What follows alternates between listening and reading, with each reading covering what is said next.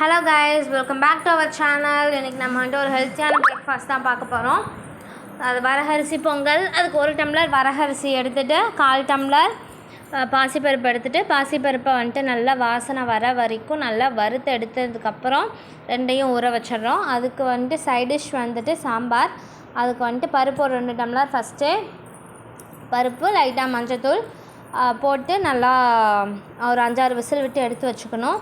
எடுத்து வச்சதுக்கப்புறம் ஒரு ஆனியன், 3 தக்காளி, 2 பச்சை மிளகாய் எடுத்து கட் பண்ணி வச்சுட்டு கடாய் எடுத்துகிட்டு எண்ணெய் கொஞ்சம் ஊற்றிட்டு கருவேப்பிலை அப்புறம் பச்சை மிளகாய் போட்டுட்டு நல்லா சாட் பண்ணதுக்கப்புறம் ஆனியன் போட்டுட்டு அந்த ஆனியன் கலர் சேஞ்ச் ஆகும், லைட்டாக கலர் சேஞ்ச் ஆகிற வரைக்கும் நல்லா வதக்கிட்டு அதுக்கப்புறம் நம்ம பொடுசாக நறுக்கி வச்சுருக்க 3 தக்காளி எடுத்து ஆட் பண்ணதுக்கப்புறம் சால்ட்டு எதுக்குன்னா சீக்கிரமாக வேகிறதுக்கு சால்ட்டு யூஸ் பண்ணிவிட்டு அடுத்து நம்ம வீட்டிலே அரைச்சி வச்ச மிளகாத்தூள் ப்ளஸ் லைட்டாக மஞ்சத்தூள் அந்த கலருக்காக தான் நம்ம போடுறோம்.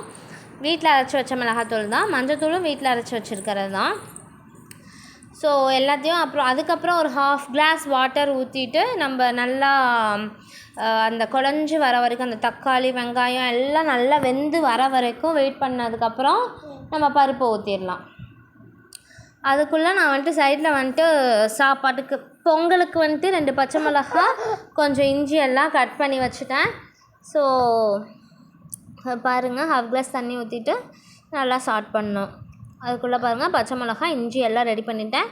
அடுத்து வெந்து வச்சுருக்க பருப்பை வந்துட்டு பருப்பு தண்ணி எடுத்து அப்படியே ஊற்றிட்டு ஃபைனலாக அந்த குக்கரில் லைட்டாக பருப்பு ஒட்டியிருக்கோம் இல்லையா, அதையும் கழுவி அந்த தண்ணியை ஊற்றிட்டு அடுத்து பொங்கலுக்கு தேவையான ரெடி பண்ணிவிட்டேன். 1 கிளாஸ் அரிசிக்கு 5-6 டம்ளர் தண்ணி ஊற்றிருக்கேன். அப்போனா தான் நல்லா குழஞ்சி வரப்போ சூப்பராக இருக்கும், குழந்தைங்களுக்கு கொடுக்க நல்லாயிருக்கும். தேவையான அளவு உப்பு போட்டு அடுப்பில் வச்சிடலாம். பாருங்கள் சாம்பார் வந்துட்டு எவ்வளோ கலர்ஃபுல்லாக வந்திருக்குன்னு. ஸோ லைட்டாக காரமாக உங்களுக்கு காரம் தேவைன்னா இன்னும் கொஞ்சம் காரம் கூட போட்டுக்கலாம், இல்லை நாங்கள் கரெக்டாக தான் சாப்பிடுவோம் அப்படின்னா கரெக்டாக போட்டுக்கலாம். பாருங்கள் பொங்கல் எவ்வளோ குழஞ்சி வந்திருக்குன்னு தாளிப்பு போட்டோன்னா அவ்வளோதான்.